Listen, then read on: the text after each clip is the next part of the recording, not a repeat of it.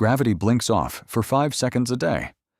Long enough for anything unbolted to start drifting, short enough that we still keep the atmosphere. Whatever is already in motion keeps that motion. The oceans bulge upward as pressure from below releases. Buildings under compression rebound like released springs.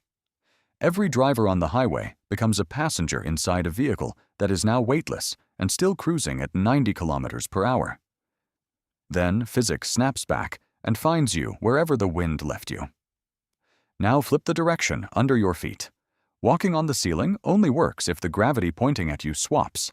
The moment it does, your blood pushes into your skull, and the ceiling remembers it was never designed to carry weight.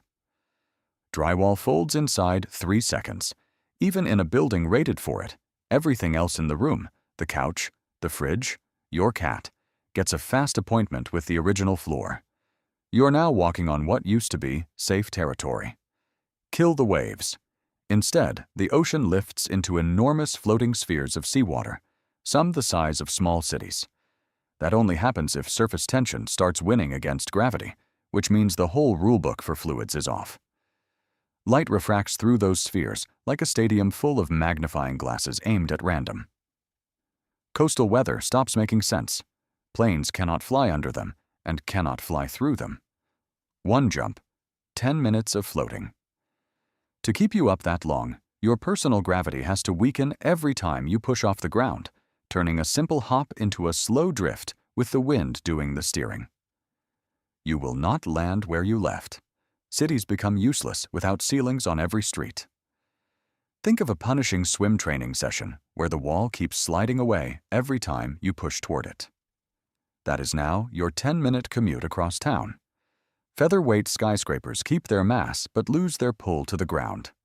Sounds beautiful until the first breeze.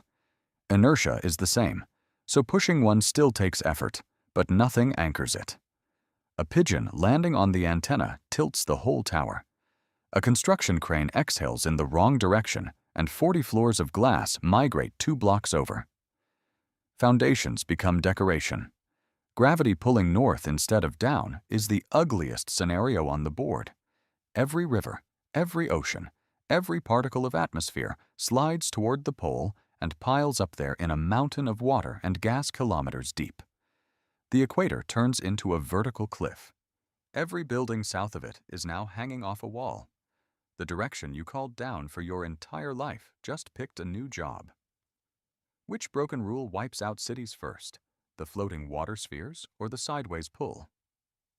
Drop your pick below, then subscribe to Matt Science, where physics gets tested until it snaps.